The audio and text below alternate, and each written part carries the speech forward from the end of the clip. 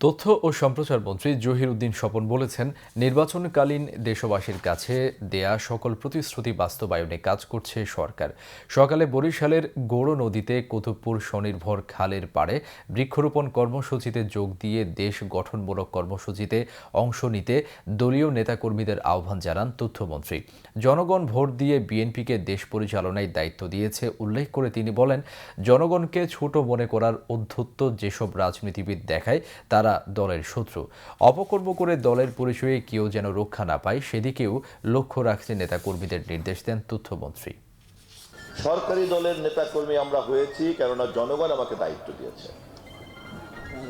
আমাদের প্রত্যেকটা সময় মনে রাখতে হবে, জনগণের দেওয়া এই দায়িত্বের কারণে আমরা হলাম জনগণের সেবক। জনগণের উপরে যারা ক্ষমতা প্রদর্শন করবে তারা আমাদের সরকারের শত্রু, দলের শত্রু।